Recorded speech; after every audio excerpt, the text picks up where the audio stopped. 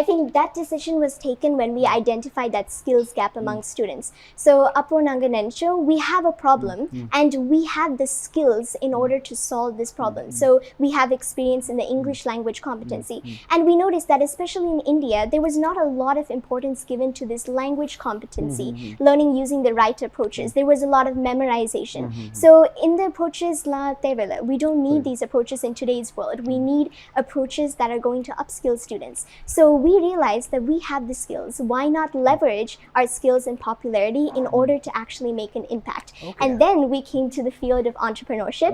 And of course, when it comes to entrepreneurship, there's like an ocean of things to learn. But we received a lot of support and guidance. So throughout our journey, Neriya pair support Panikanga, we received a lot of support and guidance from our mentors at Thai Chennai. So over a full summer, IT Chennai la spend pano, and it was a wonderful experience. Entrepreneurship pati, Neriya Vishayo learn pano, apro Neriya startup founders could meet pano. It was actually very interesting. In fact, during the break times, nanga IITs could lunch sabdamo, and we would talk about business ideas with kids actually. So it's very, very interesting. But it gave us an eye-opening insight into the field of entrepreneurship. And we've also had a lot of business mentors in Bangalore. So nanga Narivati Bangalore Kupovam, we would talk to business mentors. We would attend business events. So it is this experience that has really given us an insight into entrepreneurship. Yeah, that's right. It's good to have an inspiring guide to guide you on your entrepreneurial journey. That's right. Okay.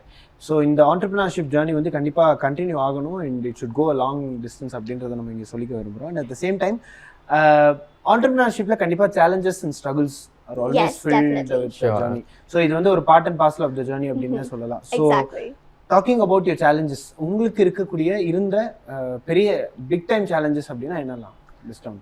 Sure. I think first of all, starting with the challenge of coming out as student entrepreneurs. So something that I like to say is in entrepreneurship, numbers rumba mukkiyam.